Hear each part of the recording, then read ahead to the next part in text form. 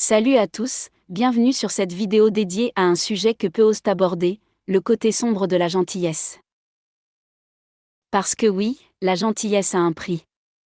Et parfois, ce prix est lourd à payer. Aujourd'hui, nous allons explorer pourquoi être trop gentil peut te nuire, comment cela peut te rendre vulnérable et même attirer les manipulateurs. Alors, installe-toi confortablement, prends un carnet si tu en as un, et prépare-toi à voir la gentillesse sous un angle nouveau. C'est parti! Pourquoi les gens trop gentils se font exploiter? La gentillesse est une qualité admirable, mais quand elle est excessive, elle peut devenir une faiblesse. Les gens trop gentils ont souvent du mal à dire non. Ils veulent plaire à tout le monde, éviter les conflits et faire passer les besoins des autres avant les leurs. Mais voici le problème, cette attitude attire souvent les manipulateurs et les profiteurs. Prends l'exemple de Machiavel. Dans son livre Le Prince, il explique que dans un monde compétitif, la gentillesse est souvent perçue comme une opportunité à exploiter. Les gens trop gentils sont vus comme des cibles faciles. Ils sont plus susceptibles de se faire marcher dessus, de se faire manipuler et de se retrouver épuisés émotionnellement. Alors, comment éviter ce piège? La clé, c'est de trouver un équilibre entre gentillesse et affirmation de soi. Tu peux être gentil sans être une carpette. Tu peux être bienveillant sans te laisser exploiter. Mais pour cela, il faut apprendre à poser des limites, à dire non quand c'est nécessaire, et à te protéger des personnes toxiques. Les dangers de la gentillesse excessive. Être trop gentil peut avoir des conséquences graves sur ta santé mentale et physique. Le burn-out émotionnel. Quand tu donnes trop sans recevoir en retour, tu finis par t'épuiser. Tu te sens vidé, stressé, et même déprimé. La manipulation. Les manipulateurs adorent les gens trop gentils. Ils savent qu'ils peuvent les exploiter sans rencontrer de résistance. La perte de respect. Quand tu es trop gentil, les gens peuvent commencer à te prendre pour acquis. Ils ne te respectent plus, parce qu'ils savent que tu ne te défendras pas. La culpabilité. Les gens trop gentils se sentent souvent coupables de ne pas en faire assez. Cette culpabilité peut devenir toxique et nuire à ton estime de toi. Alors, comment éviter ces dangers? En apprenant à te protéger. En apprenant à dire non.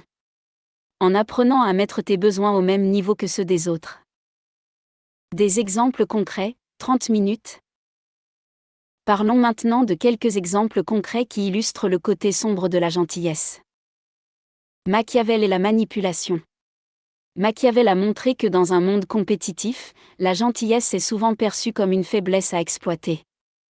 Les leaders qui réussissent, selon lui, savent quand être gentils et quand être impitoyables. Les relations toxiques. Dans une relation toxique, la personne gentille est souvent celle qui donne tout sans recevoir en retour. Elle se retrouve piégée dans un cycle de manipulation et de culpabilité.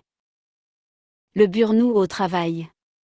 Les employés trop gentils sont souvent ceux qui en font trop, qui acceptent des tâches supplémentaires et qui finissent par s'épuiser. Ces exemples montrent que la gentillesse, sans limite, peut devenir une faiblesse. Mais cela ne signifie pas qu'il faut abandonner la gentillesse. Cela signifie qu'il faut apprendre à la doser, à la protéger, et à l'utiliser de manière stratégique. Comment trouver l'équilibre? Alors, comment trouver l'équilibre entre gentillesse et affirmation de soi? Voici quelques conseils pratiques. Apprends à dire non. Dire non ne fait pas de toi une mauvaise personne. Cela te permet de protéger ton temps, ton énergie et ton bien-être. Fixe des limites claires. Définis ce que tu es prêt à faire et ce que tu n'es pas prêt à faire. Communique ces limites aux autres. Protège-toi des manipulateurs. Apprends à reconnaître les signes de manipulation et à t'en éloigner. Prends soin de toi. La gentillesse commence par toi-même. Si tu ne prends pas soin de toi, tu ne pourras pas prendre soin des autres. Sois stratégique. La gentillesse est une force, mais elle doit être utilisée avec discernement. Sois gentil avec ceux qui le méritent, mais ne te laisse pas exploiter. En trouvant cet équilibre, tu pourras profiter des bienfaits de la gentillesse sans en subir les dangers. Nous voici à la fin de cette vidéo, mais c'est le début de ton voyage vers une gentillesse plus équilibrée. Rappelle-toi, la gentillesse est une force, mais elle doit être protégée. Elle doit être utilisée avec discernement, avec stratégie, et avec amour pour toi-même. Alors, prends une décision aujourd'hui. Décide de ne plus te laisser exploiter.